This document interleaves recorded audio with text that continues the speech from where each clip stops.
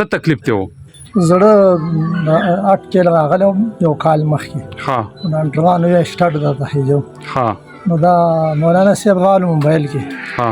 نو ما ته مې زوی وي چې دله لاړ شه ها یو میاشت مخکې راغلم دا دوایي راکړې اوس ها. باندې نه زه درد شته نه چړیکه شته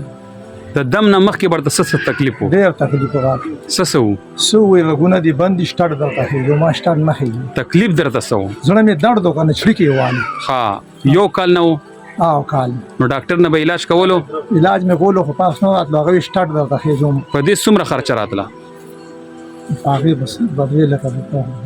2-3 لک روپۍ پرې راتلې او دلته څو پیرې راغې؟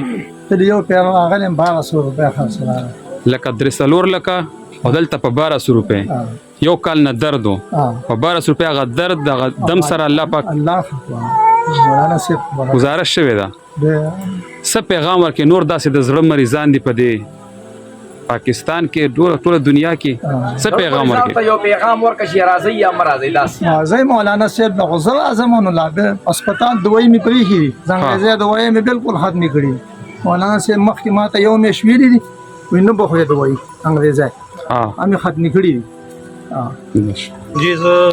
آصف زمانی یم د بنو نه راغلی یم. څه تکلیف و؟ د دې بچی تلسینیا مسله وه هره میاشت باندې بلډ ورته خېجو اوس الحمدلله شپږ میاشتې وشولې چې بلډ مې نه ده ورته لګولی خو د خپل لږ فاینانشل ایشوز د وجې نه زه راتلی نه شوم لیټ شوم څومره مخکې راغلی وې دلته؟ تقریبا 6 میاشتې مخکې شپږ میاشتې مخکې راغلی او دم هغه دی چې راوړې مې وه 2 پیرته مې راوړې وه درېیم پیرته زه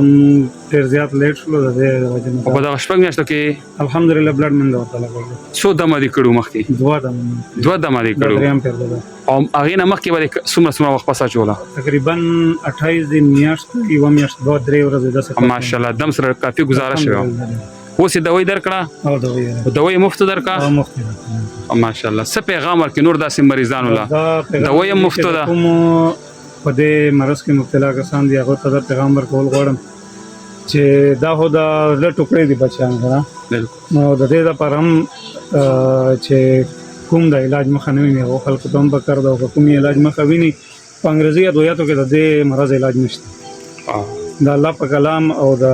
چې کوم مولانا صاحب ادویات ورکوي د دې په برکت سره الحمدلله